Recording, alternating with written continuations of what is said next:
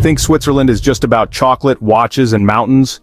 Well, wait until you find out every house has a nuclear bunker, flushing toilets after 10 p.m. is illegal, and animals have their own government-appointed lawyers. Number 15. Switzerland has enough nuclear bunkers to shelter 114% of its population, making it the only country on Earth with more shelter space than people. Switzerland has protected shelters for 114% of its population compared to Sweden's 81%, Finland's 70%, and Germany's mere 3%. According to 1963 Swiss law, all of the country's residents, including refugees and foreign workers, are guaranteed a spot in a bunker to protect them from bombs and nuclear radiation. You heard right. Switzerland has been preparing for nuclear war so thoroughly that they have spare bunker space for tourists and immigrants who might be visiting during an apocalypse. Every new building constructed since 1963 must include a fallout shelter or pay a special tax to fund communal bunkers. The bunkers are not just for show, they have facilities that ensure long-term sustainability, like air filtration systems and emergency power supplies. Picture this. While other countries debate defense budgets, Switzerland has quietly built a parallel underground civilization complete with hospitals, command centers, and storage facilities that can sustain the entire population for months. The bunkers are so integrated into daily life that many Swiss use them as wine cellars, storage rooms, or even home gyms, but Swiss authorities require that these multi-use shelters be converted back to nuclear shelters within 5 days. Number 14. After 10 p.m., it is illegal to slam car doors, wear high heels in your apartment, or flush the toilet because it could disturb the neighbors. This isn't just a suggestion, it's actual law enforceable with fines up to 10,000 Swiss francs, or about $11,000. This statutory Nachtruhe, or night rest, applies from 10 p.m. to 6 a.m. The Swiss take their sleep so seriously that apartment leases often include specific clauses about acceptable noise levels during quiet hours. Here's the crazy part. Police have been called to investigate illegal toilet flushing, and landlords regularly evict tenants for repeatedly violating noise ordinances by walking in heels or closing doors too loudly.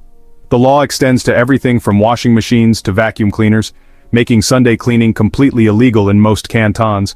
Swiss neighbors have been known to keep detailed logs of noise violations and submit them to authorities as evidence, creating a society where people tiptoe through their own homes after dark. Think about living somewhere that your basic bodily functions are regulated by government law. Swiss bathrooms often display signs reminding residents of the 10 p.m. flush cutoff, and many buildings install special quiet flush toilets that cost 3 times more than regular ones just to comply with noise regulations. So, animals actually have a lawyer to represent them, and, that lawyer is usually appointed by the court itself. These lawyers are literally the voice of the animals, with a real interest in clearing up any legal proceedings on their behalf. Now get this, Switzerland is the only country where animals have constitutional rights and government-funded legal representation in court cases. Whenever someone is accused of animal abuse, the court automatically assigns a qualified attorney to represent the animal's interests, and yeah, that's paid for by taxpayers. These animal lawyers can earn between 100,000 and 200,000 Swiss francs each year, which is about $110,000 to $220,000, just to speak for pets, farm animals, and even wildlife in legal disputes. The system is so advanced that animal lawyers have actually sued owners for things like inadequate living conditions, have won custody battles for pets during divorces, and have even prosecuted cases where animals were the victims of crimes. And here's the bizarre part. The animal lawyers often have more courtroom success than human defense attorneys because Swiss judges take animal welfare extremely seriously, with convictions carrying penalties up to 3 years in prison and lifetime bans on pet ownership. Legal representation extends to everything from goldfish to horses, so you end up with courtroom scenes where highly educated attorneys argue about whether a hamster cage meets the minimum space requirements or if a dog's walking schedule violates exercise rights.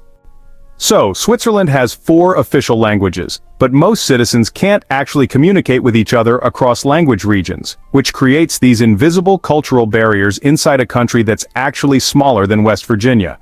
German, French, Italian, and Romansh are all official, but 63% of Swiss speak Swiss German, which is so different from Standard German that even Germans can't understand it. The language divisions are so extreme that Swiss TV shows need subtitles when broadcasting across regions. and job applications often specify which linguistic region candidates should come from. And here's the funny thing. A lot of Swiss folks are more comfortable speaking English with each other than trying to communicate in their so-called shared official languages. The Romansh speakers, who number only about 60,000 people, or 0.7% of the population, actually get government funding to help preserve their language, but most road signs in Romansh regions also display German and Italian translations because even neighboring Swiss can't read them. Dating across language regions is so rare that Swiss people call it intercultural marriage. And honestly, many Swiss have never even visited certain parts of their own country because of these language barriers. The government spends millions every year on translation services just for federal meetings where Swiss politicians need interpreters to talk to other Swiss politicians, so you end up with this absurd situation where a country with perfect infrastructure can't even have a simple conversation across its own borders. In Switzerland, military service is mandatory for all men, but here's the twist. Conscientious objectors have to perform 390 days of civil service compared to just 260 days of military service, which means pacifism is, literally more work than preparing for war. Every Swiss male has to report for military duty at age 18, or face criminal prosecution and even possible imprisonment. The alternative civilian service requires 50% more time, so it basically punishes citizens for refusing to carry weapons. And, here's the scary part. Draft dodgers can be imprisoned for up to 3 years, and the government keeps detailed records of every male citizen's military status, which can affect things like employment, housing applications, and even bank loans. Switzerland actually maintains one of the world's largest armies per capita, about 140,000 active personnel for 8.7 million people, even though it's been neutral in every major conflict for over 200 years.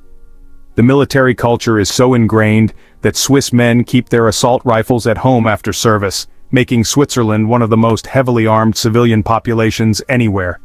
So just think about it. A country where peace-loving citizens face longer government service than those training for war, and where refusing to learn weapons handling makes you a second-class citizen, with reduced civic privileges and social standing in communities that see military service as the ultimate measure of patriotism and masculine responsibility.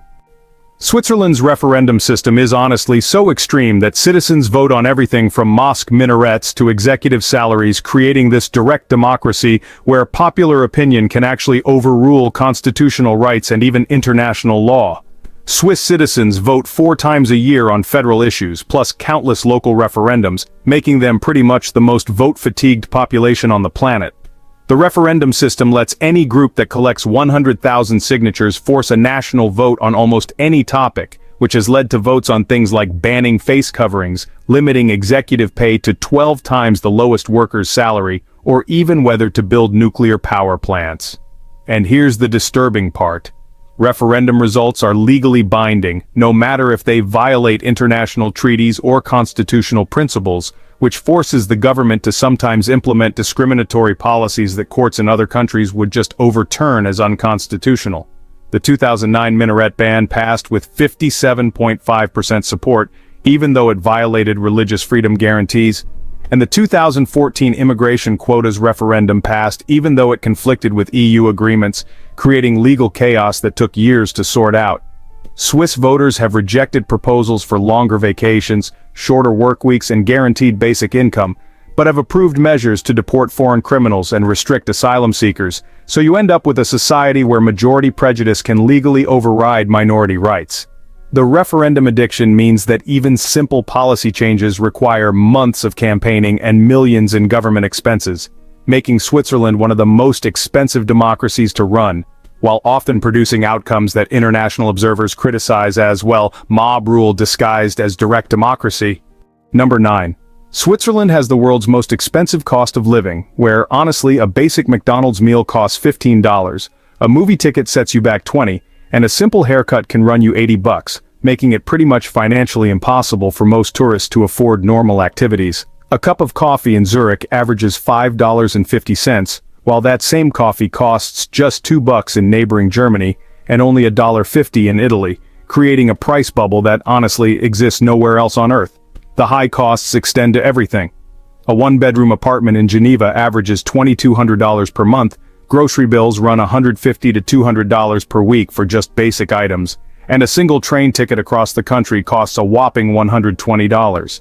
Here's the crazy part. Swiss salaries are proportionally higher, but the price differential makes Switzerland a luxury destination even for wealthy Europeans, who often consider it just too expensive for regular visits. Hotels charge $300 to $500 per night for rooms that would cost $80 in neighboring countries. Restaurants tack on 15 to 20% service charges on top of already inflated prices, and believe it or not, even public restrooms charge $2 to $3 per use in major cities. The economic isolation is so extreme that Swiss citizens regularly cross borders to Germany, France, and Italy for shopping trips, because they can save 50 to 70% on identical products just by driving 30 minutes. This creates the paradox of one of the world's wealthiest countries, whose citizens act like international bargain hunters, filling their cars with groceries and household items from neighboring countries, where prices reflect normal market conditions rather than Switzerland's artificial price bubble that makes basic living expenses higher than luxury goods in most other nations. Number 8. Switzerland's banking secrecy laws were, honestly, so extreme that they harbored Nazi gold, tax evaders, and dictators' stolen wealth for decades. But now Swiss banks spy on their own customers more intensively than most intelligence agencies monitor criminals. Swiss banking secrecy, protected by criminal law until 2018, made it illegal for bank employees to reveal any information about accounts, even to their own government, creating a financial black hole that attracted the world's most questionable money. The secrecy was so absolute that Swiss banks knowingly processed billions in Nazi-looted gold during World War II, stored Ferdinand Marcos's stolen Philippine treasury, and handled Mobutu's plundered Zaire funds without questions or legal consequences. Here's the shocking reversal. Today's Swiss banks employ advanced surveillance technology that monitors every transaction, analyzes spending patterns, and reports suspicious activities to multiple governments simultaneously. Modern Swiss bank customers undergo more intensive background checks than most countries require for security clearances, with banks maintaining detailed psychological profiles, lifestyle analyses, and even social media monitoring of account holders. The transformation is so complete that Swiss banks now freeze accounts based on algorithmic suspicions, report transactions to foreign tax authorities automatically, and share information with over 100 countries through treaty agreements. Think about the irony. The same institutions that once protected war criminals now treat ordinary customers like potential terrorists, creating a banking system where opening a simple checking account requires more documentation and surveillance than most countries demand for citizenship applications, making Swiss banking secrecy a historical artifact replaced by unprecedented financial transparency and customer monitoring. Number 7.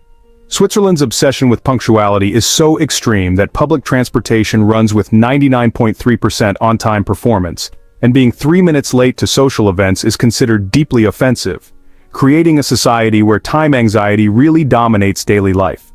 Swiss trains arrive so precisely that people set their watches by train schedules rather than official time signals, and a 2-minute delay triggers automatic compensation systems and investigation protocols. The punctuality culture extends to everything. Dinner invitations specify exact arrival times down to the minute, business meetings start precisely at scheduled times regardless of who's present, and social events end abruptly when planned, even if you're right in the middle of a conversation.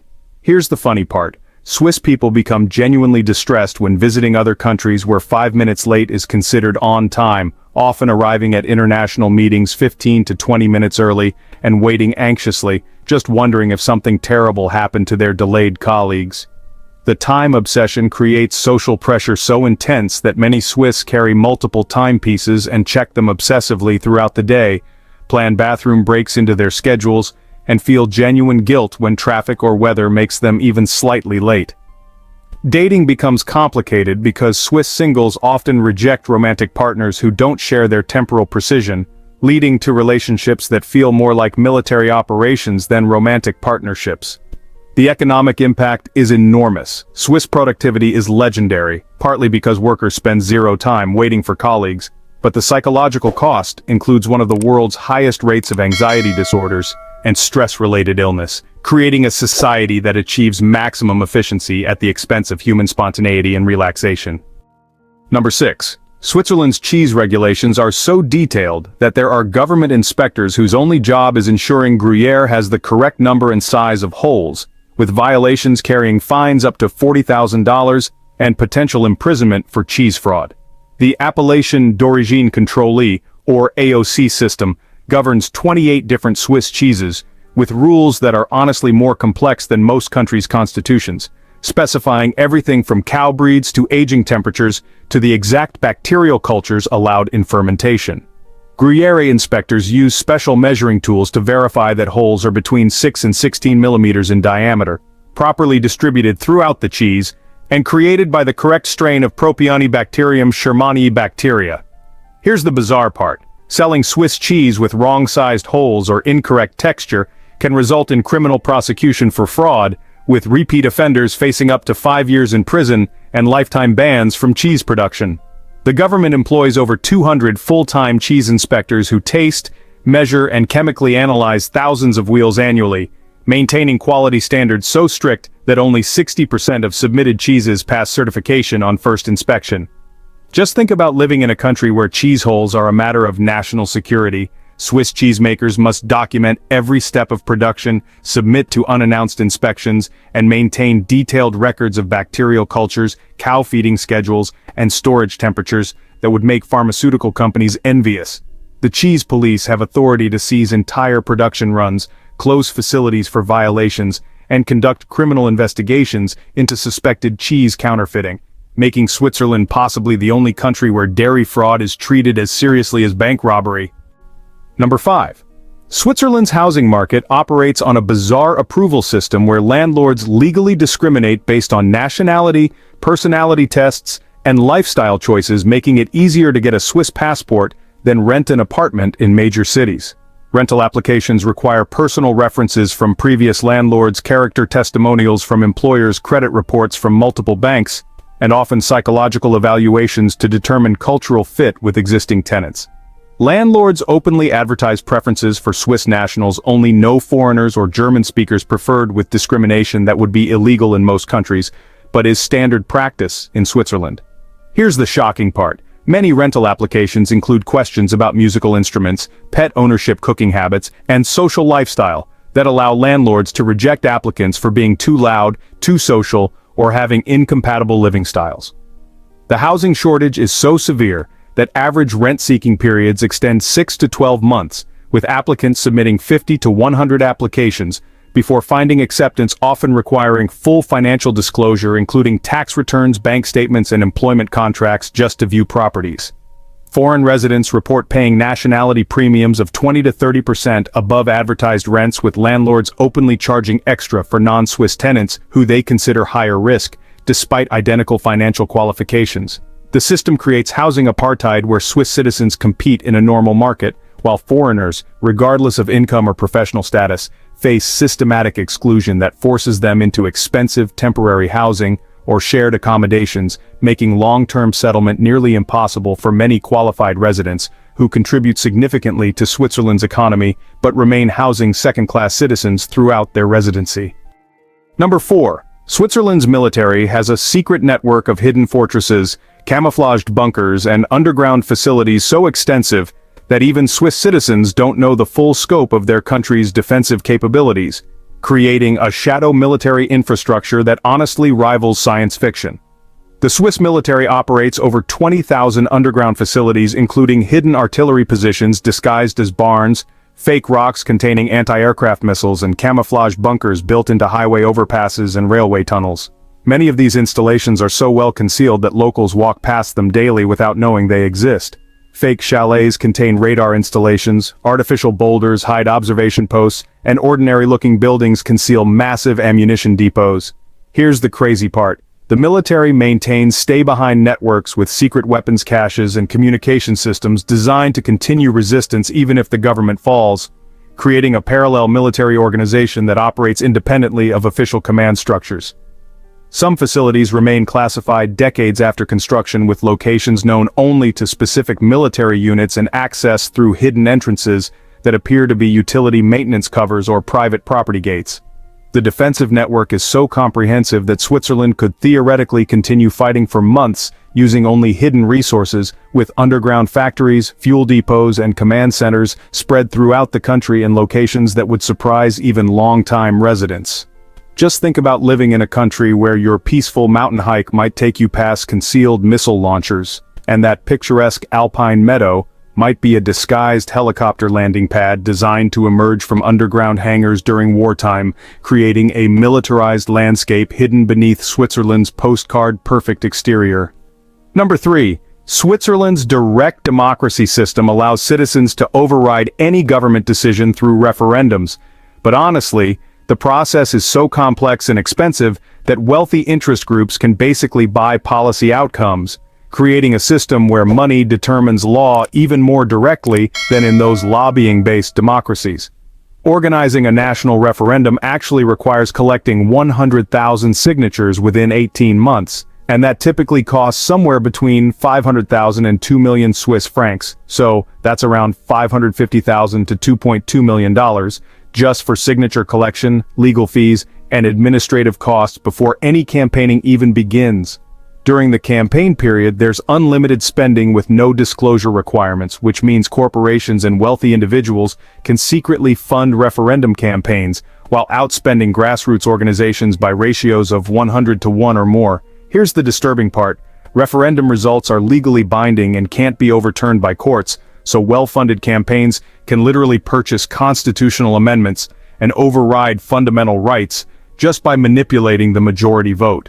In recent referendums on corporate tax rates, immigration limits, and environmental regulations, corporate spending has exceeded 20 million francs per campaign, and the outcomes have correlated directly to advertising budgets rather than public opinion polls taken before all that spending started.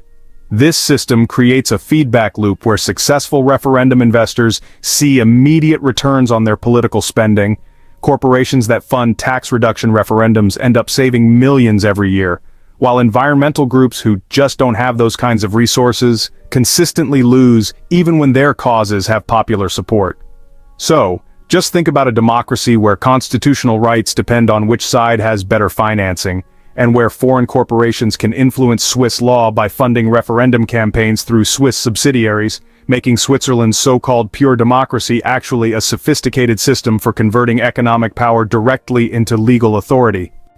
Number 2. Switzerland's neutrality is really a carefully orchestrated illusion that hides one of the world's most profitable war economies, where Swiss companies sell weapons to all sides of conflicts, while the government maintains plausible deniability using legal loopholes and shell company networks.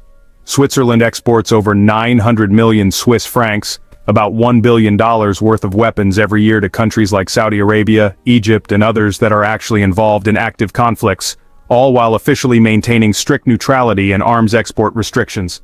The weapons industry operates through these super-complex legal structures, where Swiss companies license technology to foreign manufacturers, sell dual-use equipment that can easily be converted to military purposes, and provide maintenance services for weapons systems without technically selling arms directly. Here's the shocking part. Switzerland has sold weapons technology to both sides of the same conflicts, profiting from wars while still claiming moral neutrality. Swiss banks even finance arms deals through subsidiary networks that make it hard to trace the connection back to Swiss ownership. The government keeps multiple sets of export rules with deliberately ambiguous language, so weapons sales can be reclassified as security equipment, crowd control devices, or dual-use technology depending on what's politically convenient or good for business. During World War II, Switzerland sold weapons and precision equipment to Nazi Germany while also providing financial services to Allied governments, establishing a pattern of profitable neutrality that continues today through modern arms export policies that really prioritize economic benefits over any kind of ethical consistency.